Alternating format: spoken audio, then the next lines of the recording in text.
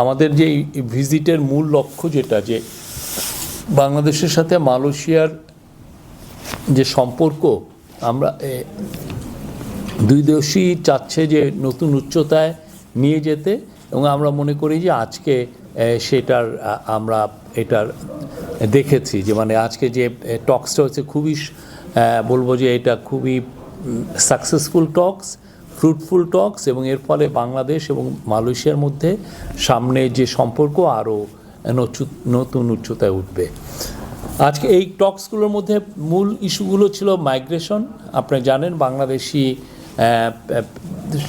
সরকারি হিসাবে 8 লক্ষ আছে, অনেকে বলেন যে এটার নাম্বার হবে 15 লক্ষ বাংলাদেশি এখানে কাজ করছেন।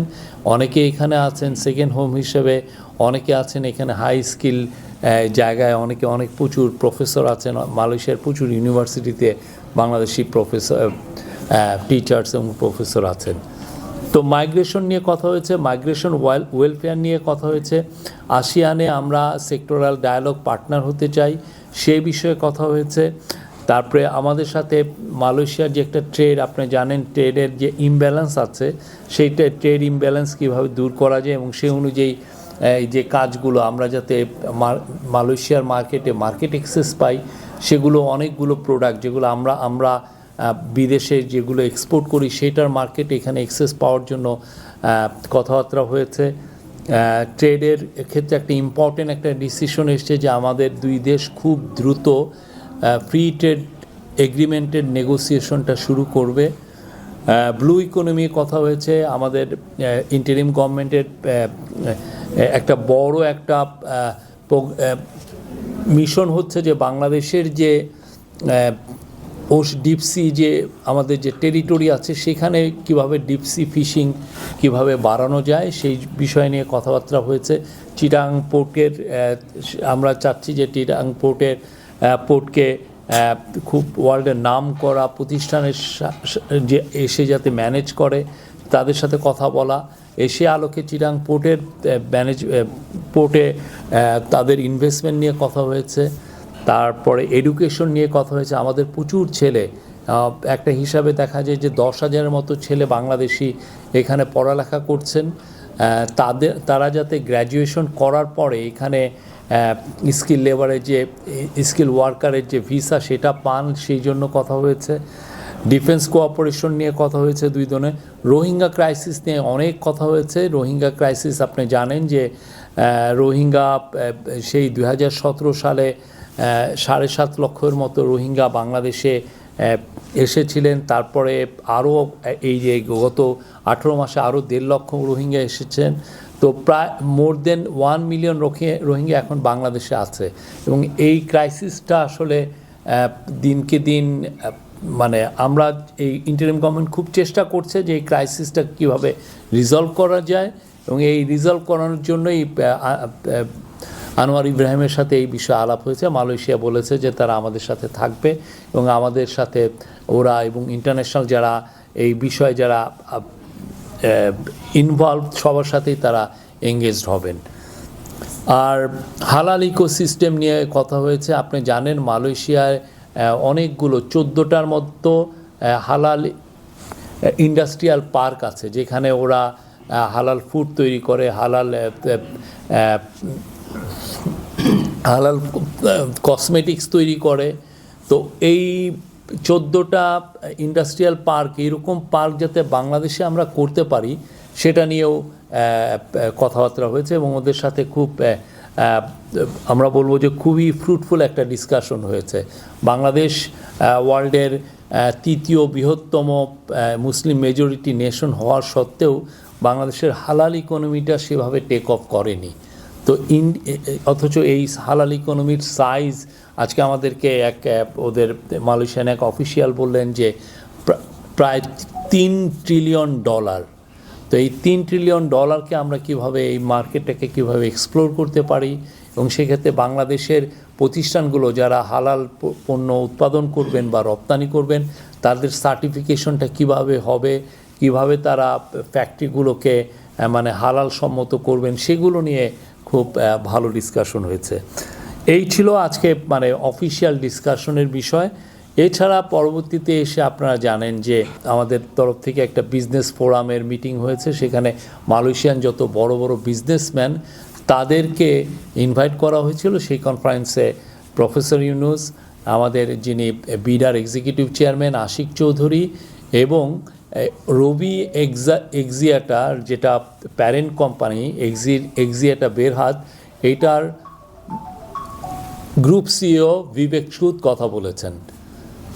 এছাড়া আমাদের আমাদের ইয়েরও কথা বলেছেন, এফবিসিসিআর প্রধান এখন যিনি অ্যাডমিনিস্ট্রেটর আছেন, ইনি কথা বলেছেন। এছাড়া 3টা মিটিং হয়েছে, 3টা মেজর মিটিং। একটা হচ্ছে রবি এক্সিয়াটার বেরহাটের যিনি চেয়ারম্যান এবং ওদের গ্রুপ সিইও, উনি এসেছিলেন আমাদের চিফ অ্যাডভাইজারের সাথে কথা বলতে। খাজানা, আপনি জানেন খাজানা হচ্ছে মালয়েশিয়ান গভর্নমেন্টের ওদের সভারেন ফান্ড, যেটা ওদের গভর্নমেন্টের একটা খুব পাওয়ারফুল একটা ফান্ড। তাদের চিফ এক্সিকিউটিভ এসেছিলেন, তাদের সাথে কথা হয়েছে। এবং মালয়েশিয়ার যে হালাল ইকোসিস্টেম নিয়ে যারা কাজ করছেন, ওদের এইচডিসি এবং ওদের যিনি এই পুরো বিষয়টা যারা দেখছেন, তাদের সিনিয়র অফিসিয়ালরা এসেছিলেন। সবার সাথে একটা খুবই ফ্রুটফুল মিটিং হয়েছে। প্রধান উপদেষ্টার এই সফরকে কতটা ফলপ্রসূ মনে করছেন? সেকেন্ড যেটা, সেটা হলো আমাদের এখানে অসংখ্য অবৈধ অভিবাসী আছে, তাদের বিষয়ে প্রধান উপদেষ্টা আমাদের মালয়েশিয়ার প্রধানমন্ত্রীকে কোনো রিকোয়েস্ট করেছেন কিনা তাদের বৈধতা নিয়ে? থার্ড যে বিষয়টা, যেটা হলো ফ্রি ট্রেড নিয়ে কথা বলেছেন, আমাদের দীর্ঘদিন কিন্তু এই এফটিএটা ঝুলে আছে, এই ব্যাপারে আদৌ কোনো ডিসিশন কি বাংলাদেশ পাবে কিনা? আমি থার্ড থেকে যাই, আমি পরে। থার্ড কোশ্চেনটা হচ্ছে এফটি, আমরা আজকে যে বায়োলেটারাল যেটা টকস হলো, এটা হাই লেভেল, আমাদের পক্ষ থেকে চিফ অ্যাডভাইজার ছিলেন, ওদের পক্ষ থেকে আনোয়ার ইব্রাহিম ছিলেন। সেখানে এটা বলা হয়েছে যে এফটিএ যে নেগোসিয়েশন খুব দ্রুত শুরু হবে। আর আপনার সেকেন্ড কোশ্চেনটা ছিল হলো প্রথমটা হলো কতটা ফলপ্রসূ। আমরা মনে করি এটা খুবই ফলপ্রসূ একটা সফর হয়েছে। আমাদের সাথে মালয়েশিয়ার যেই সমস্ত বিষয়ে আমাদের সাথে তাদের সম্পর্ক আছে, যেই সমস্ত বিষয়ে আমরা বারবার তাদের সাথে কথাবার্তা বলি, প্রত্যেকটা ইস্যু এসছে এবং খুব ক্যান্ডিড আলোচনা হয়েছে, খুব ভালো মতো ফলপ্রসূ আলোচনা হয়েছে। আপনি মাইগ্রেশনের ইস্যুটা এসেছে, যেটা খুবই ইম্পর্টেন্ট একটা বিষয়, প্লাস ট্রেডের ইস্যু এসেছে, ট্রেড অ্যান্ড ইনভেস্টমেন্টের স্পেসিফিক। আমাদের তরফ থেকে আমরা তাদেরকে বলেছি যে নতুন নতুন এরিয়াতে যাতে আমাদের বাংলাদেশি ভাই বোনদেরকে নেওয়া হয়। যেমন ধরেন কেয়ার গিভারে একটা খুব ভালো একটা এখানে সম্ভাবনা আছে, সিকিউরিটি গার্ড। আরেকটা হচ্ছে যে আপনার স্কিল লেবারে আপনি জানেন মালয়েশিয়া সেমিকন্ডাক্টরে মালয়েশিয়া খুবই উন্নত করছে এবং প্রচুর তাদের ইনভেস্টমেন্ট এসছে।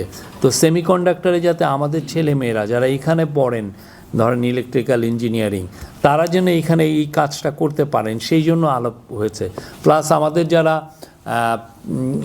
ডক্টর ইঞ্জিনিয়ার যাতে মালয়েশিয়া এসে কাজ মানে হাই স্কিল লেবারে ওয়ার্কে কাজ পান, সেই জন্য এই কথাবার্তাও হয়েছে।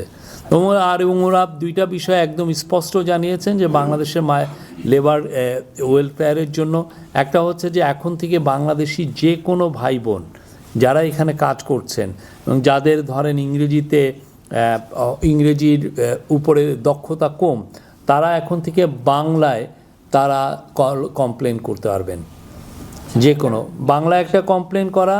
আর একটা হচ্ছে যে মালয়েশিয়ান ওয়ার্কারদেরকে যে সোশ্যাল সেফটি যেই দেওয়া হয়, প্যাকেজ দেওয়া হয়, ঠিক সেই জিনিসটা এখন বাংলাদেশি ওয়ার্কাররাও পাবেন। এই ওয়ার্কাররা কোন প্রক্রিয়া আসবে? আর কি আপনাকে সিন্ডিকেটটা আজকে চূড়ান্ত করেছেন না নতুন কোনো প্রক্রিয়া এখানে মিনিস্ট্রি লেভেলে? এইখানে পুরো বিষয়টা অনেক আলাপের বিষয় আছে, আলাপগুলো হচ্ছে, আমরা প্রচুর এইখানে আসা যাওয়া করছি। আমাদের ওভারসিজ এমপ্লয়মেন্ট যিনি দেখছেন, ইনি কয়েক দফা এখানে এসছেন। আমাদের অন্যান্য আমাদের স্পেশাল এনভয় লুৎফে সিদ্দিকী, উনি কয়েক দফা এসছেন। তাদের সাথে আমাদের নিবিড় আলোচনা হচ্ছে। কিছু কিছু বিষয় আছে যে খুব এই বিষয়টা একদিনে সলভের বিষয় না, বাট আমি বলবো যে আমাদের সমস্ত সিরিয়াসনেস আছে এই প্রত্যেকটা বিষয় যাতে এটা রিজলভ করা যায়। তার মানে আমরা বুঝে নিতে পারি যে এখনো সিন্ডিকেটের অধীনেই আমাদের বাংলাদেশ থেকে লোক আসবে, বিষয়টা কি এরকম?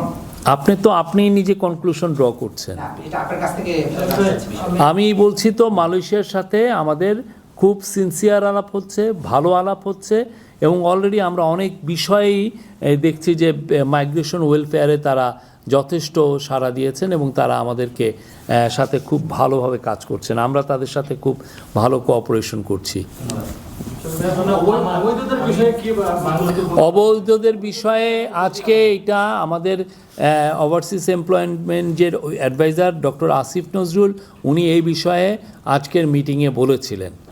এই বিষয়টা নিয়ে কথা হয়েছে আজকে, একদম হাইয়েস্ট লেভেল মিটিংয়ে এই বিষয়টা কথা হয়েছে।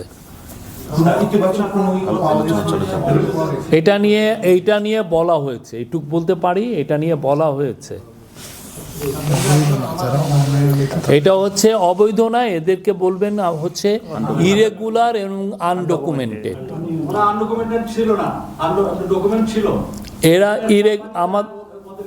ওইটা নিয়ে আলাপ হয়েছে, সব কিছু নিয়ে আলাপ হয়েছে। আমরা শব্দটা হচ্ছে ইরেগুলার এবং আনডকুমেন্টেড, হয়তোবা অনেকে আনডকুমেন্টেড হয়ে গেছেন, বাট এটা হচ্ছে যে ইরেগুলার এবং আনডকুমেন্টেড যারা ওয়ার্কার আছেন বাংলাদেশি ভাই বোন, তাদেরকে নিয়েও আলাপ হয়েছে।